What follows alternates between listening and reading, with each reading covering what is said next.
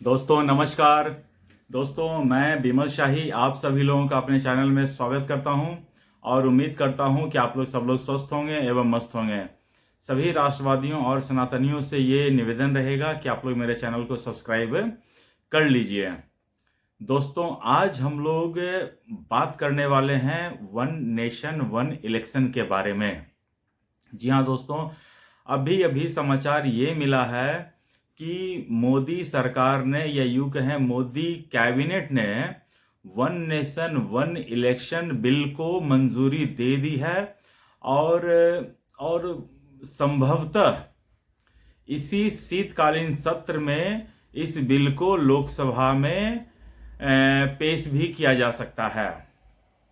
और अभी TV channel पर मैं देख रहा था तो बीजेपी ने अपने सभी सांसदों को व्हिप जारी किया है। 13 और 14 दिसंबर को संसद में मौजूद रहने के लिए कहा गया उन्हें। तो प्रोबेबिलिटी ये है कि हो सकता है 13 या 14 दिसंबर को ही सरकार जो है लोकसभा में बिल पास करे, बिल पे चर्चा करने के लिए पेश करे, चर्चा हो और इसे पास कराने की कोशिश सरकार करेगी। और अगर किसी कारणवश हो हंगामा के बीच अगर ये बिल पास नहीं हो पाता है तो एटलीस्ट जेपीसी को तो भेज ही दिया जा सकता है।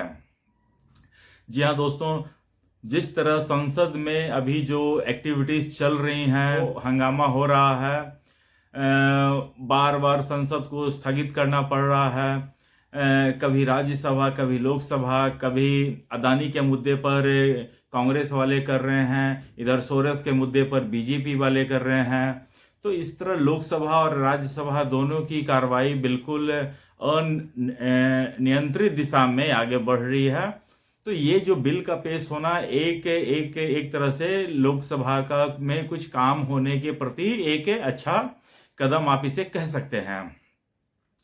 जी हाँ दोस्तों, ये जो वन नेशन वन इलेक्शन का जो विधेयक है, इसके ऊपर जो एक कमिटी गठित की गई थी पूर्व प्रेसिडेंट रामनाथ कोविंद की अध्यक्षता में, उस कमिटी ने बहुत अच्छे से इस वन नेशन वन इलेक्शन पर अपना काम किया है और उन्होंने एक बहुत विस्तृत रिपोर्ट बनाई थी। उन्होंने जो देश में वन नेशन वन इलेक्शन होता है, जर्मनी, जापान, फिलीपींस, कुछ अफ्रीकन कंट्रीज हैं, उन देशों से गहन अध्ययन करके वहाँ की अच्छी चीज़ों को इम्प्लीमेंट करने का जो भी चीज़ है इस वन नेशन वन इलेक्शन में उन्होंने किया है। और इसके तहत ये सुझाव दिया गया है कि 100 दिन के अंदर लोकसभा, राज्यसभा और नगर पालिका और पंचायत, इन सारों का चुनाव करवाया जा सकता है, इलेक्शन हो सकता है इन वन गो।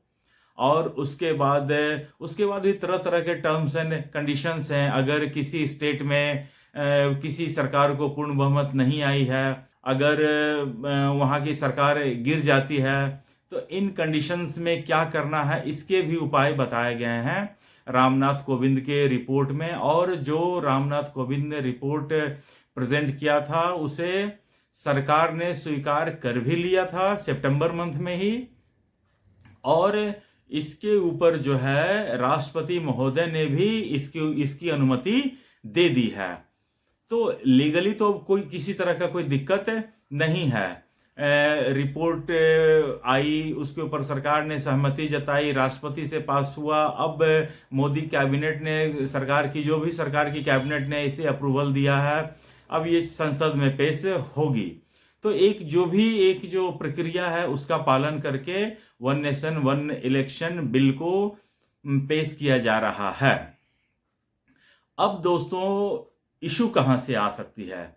इशू ये हो सकता है कि अपोजिशन वाले दो तरह की डिमांड है, मतलब दो तरह से अपना विरोध जता सकते हैं।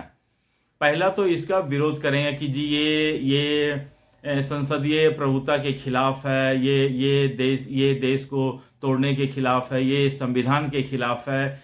इस तरह की बातें मुझे लगता है कि कांग्रेस और उनके सहयोगी दल कर सकते हैं। और दूसरा ये कह सकते हैं कि ये तो जी हमारा ही सपना था, नेहरू ने सपना देखा था, इंदिरा गांधी ने सपना देखा था, इनको मोदी सरकार इंप्लीमेंट कर रही है तो इसमें नथिंग न्यू टू इट, तो ऐसा कर सकते हैं। तो अब ये जो है अपोजिशन वाले अपने आप को एक्सपोज करने के, अपोजिशन वाले तो ऑलरेडी अपने आप को बहुत पहले से ही खुद को ही एक्सपोज करते आ रहे हैं। भारत देश में भी ऐसा सिस्टम चल गया है कि किसी पॉलिटिकल पार्टी को एक्सपोज करने के लिए अपोजिशन पार्टी की जरूरत नहीं है, खुद ही पॉलिटिकल पार्टी अपने आप को एक्सपोज करती है। अभी मैं आपको केजरीवाल का एक अच्छा एग्जांपल दे सकता हूं। केजरीवाल ने 2012 में स्वयं इलेक्शन कमीशन को चिट्ठी लिखा था कि यहां डुप्लीकेट वोटर्स बहुत हैं, इन डुप्लीकेट वोटर्स को जो है इनका नाम वोटर लिस्ट से काटा जाए। अभी 2025 में बीजेपी ने जब यही सेम चीज लिखा चुनाव आयोग को, तो केजरीवाल प्रेस कॉन्फ्रेंस कर रहे हैं कि जी ये बीजेपी देखो हमारे वोटर्स को काट रहे हैं, हमारे वोटर्स का नाम काट रहे हैं। तो इस तरह से अपोजिशन पार्टीज जो हैं, पॉलिटिकल पार्टीज जो हैं, खुद को एक्सपोज करती जा रही हैं, हर बार करती जा रही हैं और हर बार कर रहे हैं, और देश की जनता इसे देख भी रही है।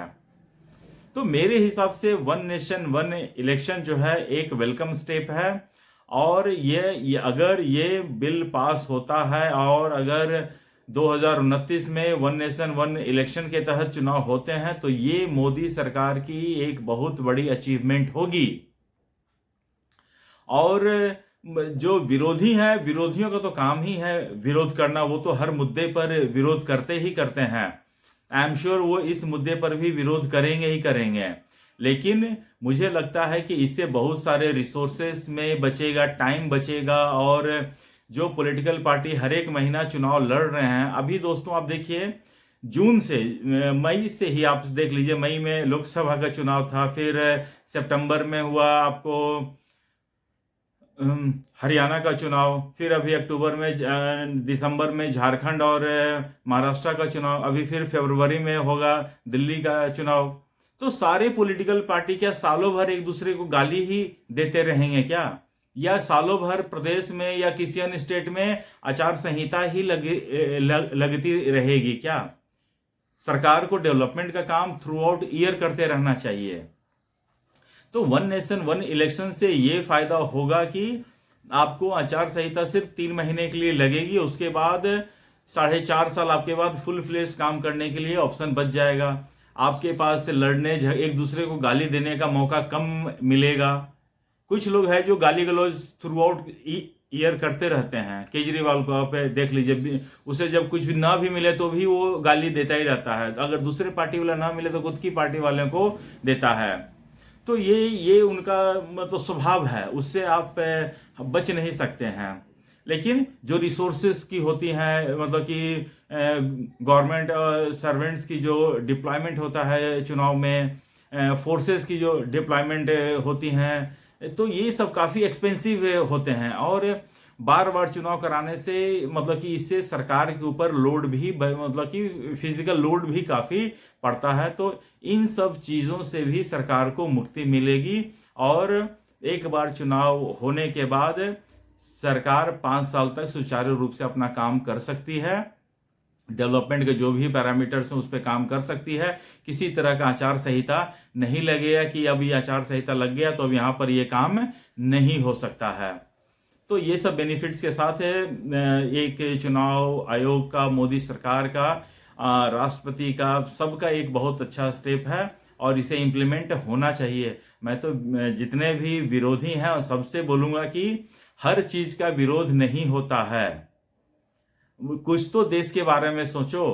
तुम लोगों ने मतलब कि मजाक बना के रख दिया है, कांग्रेस वाले और जितने भी लोग हैं, तो कुछ चीज तो देश के बारे में सोचो, और जो रियल में देश के इशू को सॉल्व कर सकता है उसके ऊपर सरकार का साथ दो। दोस्तों आज के लिए बस इतना ही अपडेट था। आप लोग अपना ख्याल रखिए, स्वस्थ रहिए, मस्त रहिए। तब तक के लिए नमस्कार, बाय।